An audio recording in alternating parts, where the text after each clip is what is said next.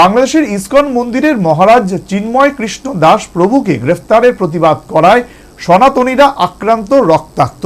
ঘটনায় সর্বত্র নিন্দার ঝড়। ভারত সহ ত্রিপুরায় এর প্রভাব পড়ল।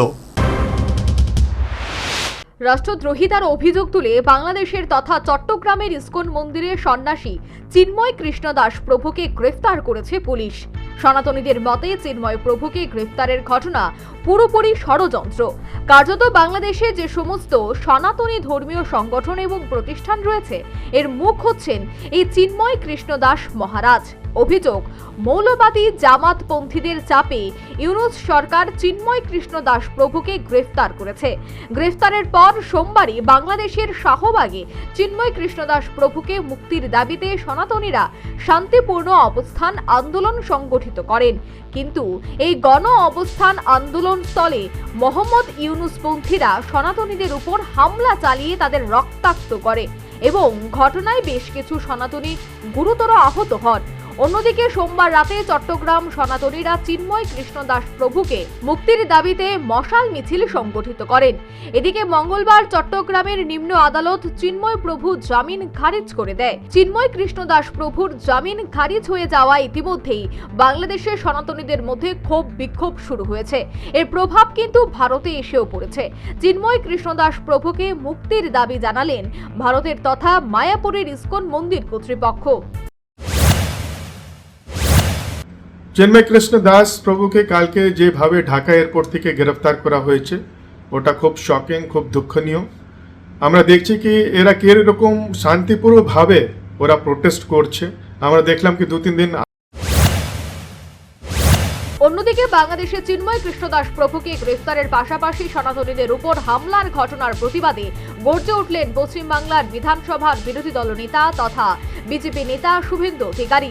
এমনকি বাংলাদেশে এপার থেকে রপ্তানির ক্ষেত্রে সংঘবদ্ধভাবে অবরোধ তৈরি হবে বলে কড়া হুঁশিয়ারি দিলেন শুভেন্দু অধিকারী। আমরা নিঃশর্ত মুক্তি দাবি করছি।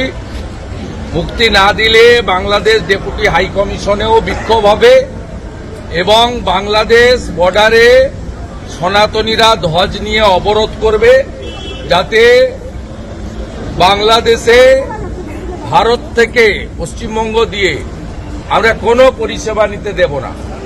অবিলম্বে ইউনূসকে বলবো রাত্রে ইমিডিয়েটলি মুক্তি দিতে হবে।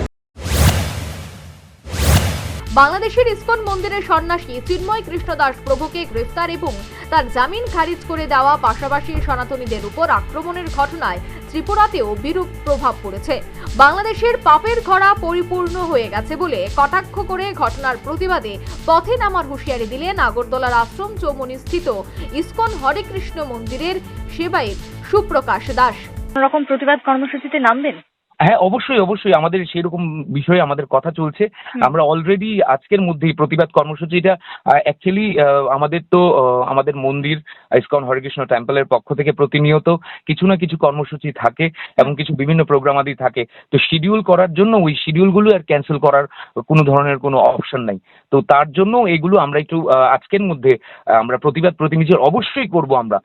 সর্বোপরি বাংলাদেশে ইসকন মন্দিরের সন্ন্যাসী কৃষ্ণদাস প্রভু গ্রেফতারের ঘটনায় বাংলাদেশের সনাতনীদের যেমন প্রতিবাদে সামিল হয়েছেন, পাশাপাশি ভারতেও এর বিরূপ প্রভাব তৈরি হয়েছে। ত্রিপুরা তথা আগরতলায় ইসকন হরে কৃষ্ণ মন্দির কর্তৃপক্ষ ঘটনার পরিপ্রেক্ষিতে বড়সড় প্রতিবাদের প্রস্তুতি নিচ্ছেন। Bureau report, news vanguard.